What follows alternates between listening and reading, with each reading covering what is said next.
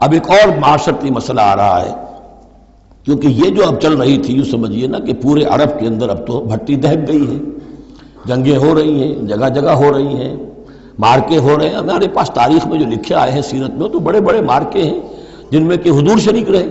لیکن یہ کہ یہ تو ایک چومکھی سی جنگ تھی جو چل رہی تھی مسلمان. اس سے آپ کو اندازہ ہو رہا ہے ان آیات سے کہ اصل سچویشن جو ہے وہاں کی سوشل سچویشن اور ٹرائبل جو ان کا معاشرہ تھا اس میں کیا کیا پرابلمز تھے.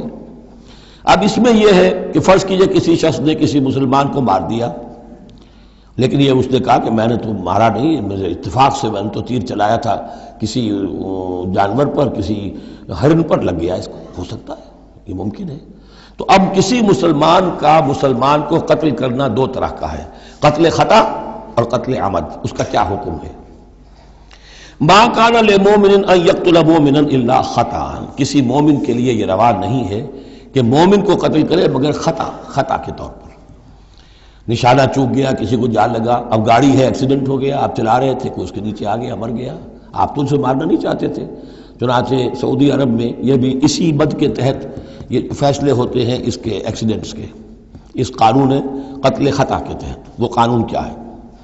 ومن قتل مومنا خطا، اور جو شخص کسی مومن کو قتل کر دے قتل خطا غلطی سے، فتحریر رقبۃ مومنۃ، تو ایک مسلمان غلام کی گردن کا آزاد کرانا، ودیۃ مسلمۃ الی اہلہ، اور دیت خون بہا اس مقتول کا اس کے گھر والوں کو ادا کرنا لازم ہے، الا ان یصدقوا، الا یہ کہ وہ معاف کر دیں، خون بہا دینا ہوگا.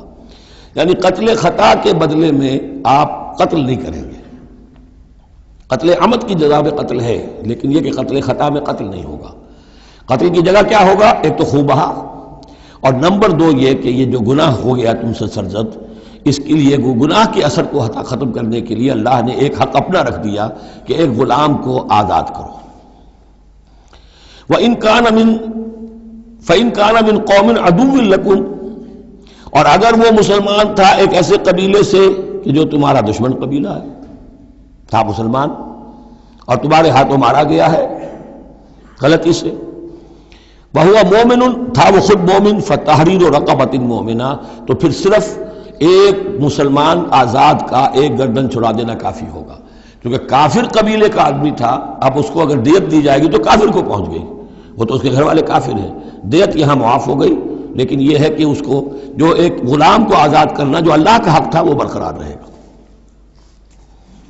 وَإِن كَانَ مِن قَوْمٍ بَيْنَكُمْ وَبَيْنَهُم مِيثَاقٌ، اور اگر وہ ہو ایسے قوم سے، ایسے قبیلے سے کہ تمہارے اور اس کے درمیان، اس کے قبیلے کے درمیان معاہدہ ہے، فَدِيَةٌ مُسَلَّمَةٌ، تو پھر وہی حکم آ جائے گا کہ دیت بھی دینی پڑے گی، حوالے کرنی ہوگی، اِلَىٰ أَهْلِهِ، اس کے گھر والوں کی طرف، اس کے وارثوں کو، وَتَحْرِيرُ رَقَبَةٍ مُؤْمِنَةٍ، اور ایک مومن کی گردن، ایک مومن جو ہے کہ جو مومن غلام ہو اس کا آزاد کرنا بھی ہوگا. فَمَن لَّمْ يَجِدْ، تو جو یہ نہ پائے، یعنی یہ جو اب دو حق ہو گئے، ایک ہے دیت، وہ تو مقتول کے جو ورثہ ہے ان کا ہے، اس میں تو معافی نہیں ہو سکتی. البتہ اللہ نے جو رکھا ہوا ہے کہ ایک مومن غلام کو آزاد کیا جائے، اگر کسی کے اندر اتنی مقدرت نہیں ہے تو اللہ نے نرمی کر دی اپنے حق میں.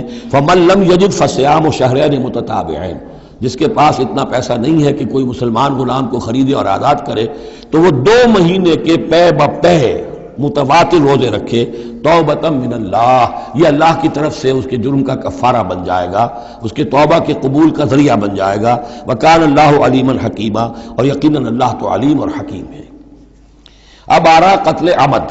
ومن یقتل مؤمنا متعمدا، اور جو کوئی قتل کرے گا کسی مومن کو جان بوجھ کر قتل عمد، فجزاؤہ جہنم خالدا فیہا، اس کا بدلہ تو جہنم ہے جس میں وہ ہمیشہ ہمیش رہے گا. وغضب اللہ علیہ، اور اللہ تعالیٰ کا غضب اس پر ہوگا. ولعنہ، اور اللہ نے اس پر لعنت فرمائی. وعد لہ عذابا عظیما، اور اس کے لیے بہت بڑا عذاب تیار کیا ہے. شروع میں آیا تھا کہ 2 چیزیں ہیں، حرمت جان، حرمت مال، معاشرے کی بنیاد اس پر قائم ہے. لہذا یہ کہ ایک مسلمان کا قتل کر دینا بھی اللہ کے ہاں کتنا بڑا ہے. آگے چل کر سورہ مائدہ میں اس سے بھی آگے آ گیا، فکأنما قتل الناس جميعا، کسی ایک انسان کو ناحق قتل کر دینا بھی ایسے ہے جیسے کہ پوری نوع انسانی کو قتل کر دیا، اس لیے کہ تمدن کی جڑ کاٹ دی. اور اس سے اندازہ کیجئے ہمارے ہاں کتنا کچھ ایمان و اسلام ہے، یہ جان انسانی جو ہے کتنی سستی ہو چکی ہے، اور قتل عمد جس طریقے سے ہو رہا ہے، مچھر کی جان اور انسان کی جان ایک جیسی ہے۔ یا ایھا الذین آمنوا اذا ضربتم فی سبیل اللہ فتبینوا ولا تقولوا لمن القی الیکم السلام لست مؤمنا۔ اب اس آیت کو بھی آپ سمجھیں گے اسی پس منظر میں کہ یہ چومکھی جنگ چل رہی ہے، ہر جگہ ہو رہا ہے معاملہ، تو آپ اس میں فرض کیجئے کہ کہیں کوئی مقابلہ ہوا، آپ نے سمجھا کہ یہ کافر آ رہا ہے، جب آپ اس کے قریب آئے، اسے مارنے لگے، قتل کرنے لگے، اس نے کلمہ پڑھ دیا، میں تو مسلمان ہوں، اب کیا کریں گے؟ اس کا حکم دیا جا رہا ہے۔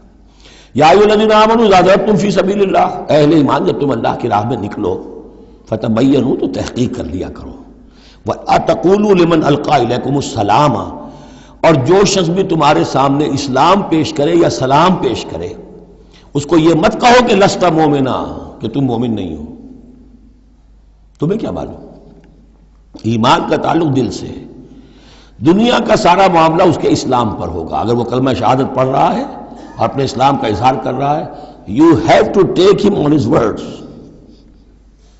تو یہ معاملہ ہو گیا تھا حضرت اسامہ کے ساتھ۔ حضرت اسامہ کا ایک جنگ میں ایک کافر سے دو بدو مقابلہ ہوا، جب وہ کافر بالکل زیر ہو گیا کہ اب اس کو معلوم ہوا کہ میرے لیے بچت کا کوئی راستہ نہیں ہے، انہوں نے کلمہ پڑھ دیا، اشہد ان لا الہ الا اللہ واشہد ان محمد رسول اللہ۔ حضرت اسامہ نے وہی سمجھا جو کوئی بھی شخص سمجھتا کہ اس نے جان بچانے کے لیے ہیلہ کیا، بہانہ کیا ہے، اپنی تلوار نے روکی قتل کر دیا، لیکن دل میں خلش رہی۔ پھر آپ کے خود انہوں نے کہا یا حضور تک اطلاع پہنچی تو حضور ناراض ہوئے، اے اسامہ کیا کرو گے اس دن، کیا جواب دو گے جب وہ کلمہ شہادت تمہارے خلاف مدعی ہو کر آئے گا کہ میرے ہوتے ہوئے تلوار چلی اس کی؟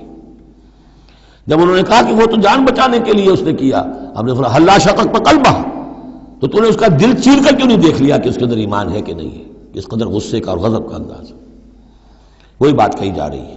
یا ایھا الذین آمنوا اذا ضربتم فی سبیل اللہ فتبینوا ولا تقولوا لمن القی الیکم السلام لست مؤمنا تبتغون عرض الحیات الدنیا۔ دیکھو تم دنیا کا سامان چاہتے ہو کہ اس کے پاس کوئی مال ہے، ہم اسے کافر قرار دیں، قتل کریں، مال غنیمت لے لیں گے۔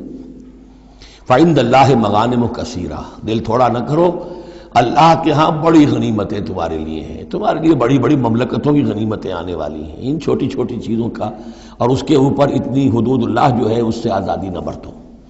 کذالک کنتم من قبل، دیکھو تم خود بھی تو پہلے ایسے ہی تھے، آخر ایک دور تم پر بھی تو گزرا ہے، تم سب بھی تو نو مسلم ہی ہو، ایک وقت میں تو تم میں سے ہر شخص کافر ہی تھا نا، مشرک تھا۔ کذالک کنتم من قبل، تو اتنی سمجھ لینا اللہ نے آپ کو توفیق دے دی، اللہ نے کلمہ شہادت آپ کو عطا کر دیا، رسول کی دعوت و تبلیغ سے جو ہے بہرہ مند ہونے کی توفیق دے دی، اللہ کا انعام مانو، لیکن یہ کہ اس طریقے سے لوگوں کے اس معاملے میں اتنی سخت روش اختیار نہ کرو۔ فمن اللہ علیکم، تو اللہ تعالیٰ نے تم پر بڑا احسان فرمایا ہے، فتبینوا تو دیکھو تحقیق کر لیا کرو، ان اللہ کان بما تعملون خبیرا، اور جو کچھ تم کر رہے ہو اللہ اس سے باخبر ہے۔